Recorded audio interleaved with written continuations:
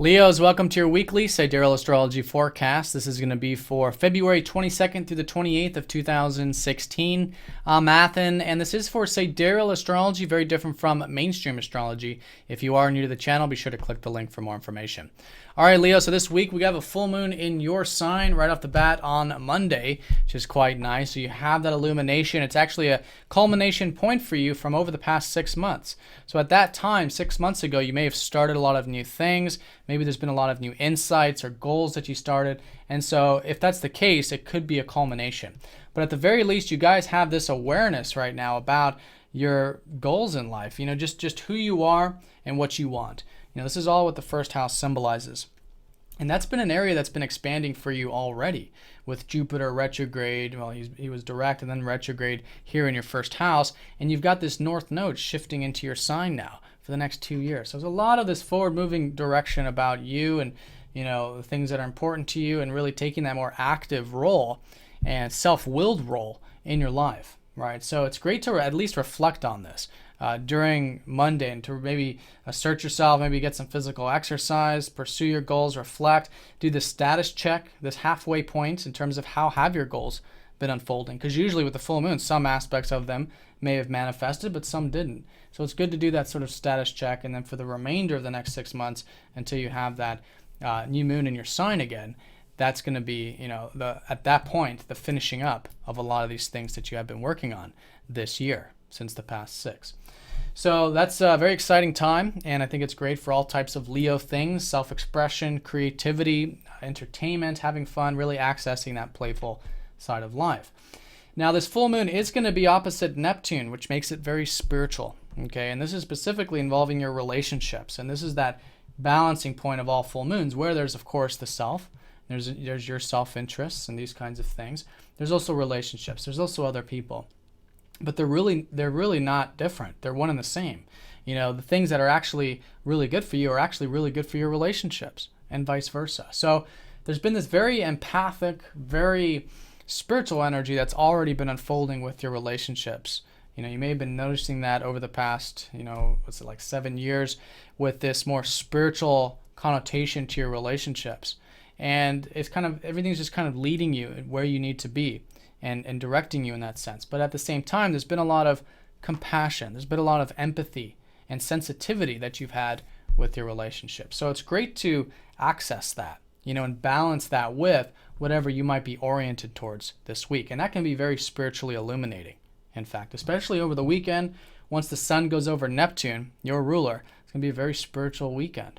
All right, it's all about, especially here, this new shift, this new beginning about your spiritual self, involving your relationships, having a concern for others, giving, caring, having that soul food of really, helping others, because it's all in Aquarius too, which is always the case for your relationships. There's always something philanthropic or something giving to your nature when it's involving people.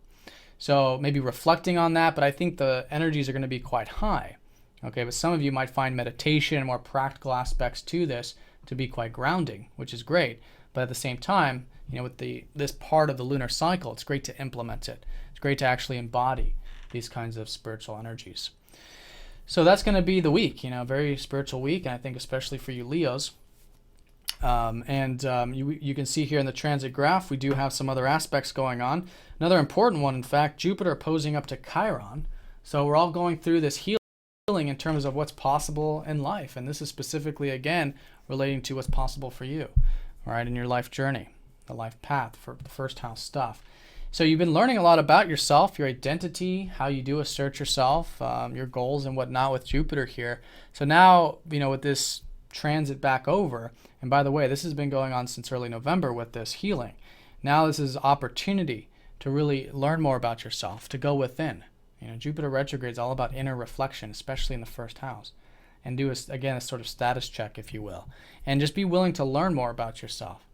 And in that way, there's insight coming in and healing naturally taking place, both for you and your relationships. There's been a lot of healing in relationships, but that's all finishing up now with Chiron going into your 8th house. That's going to be that shift Tuesday, and then Wednesday and Thursday we do have Mercury sextiling Saturn, so that's a minor note, but that could be quite good in terms of some grounded energies with the mind, the daily stuff, the routine, the health, the diet, could be quite good. This is from probably a strong discipline maybe you've had around your home, family, or health, hopefully, with Saturn down there.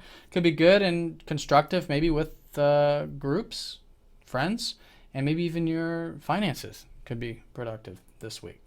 Then as we go into the weekend, Mercury is going to be sextiling up to Uranus, so this is something new in that area, maybe breaking up that routine, because I think you've been thinking a lot about the routine lately, or really applying that with Mercury here, and perhaps even enjoying it with Venus.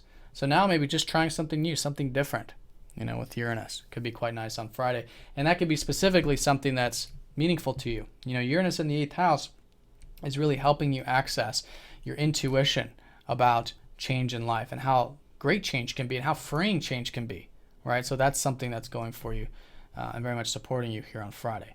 And then, like I said, over the weekend, your ruler, the sun, going over Neptune, really spiritualizing you. And this does happen once a year, but it's a good time here to have that inner reflection and, again, really apply a lot of these insights which are coming this week about your soul food, what's really meaningful to you in life, and your spirituality. All right, Leo, so have a great week. Thanks for watching, and I'll see you all next week.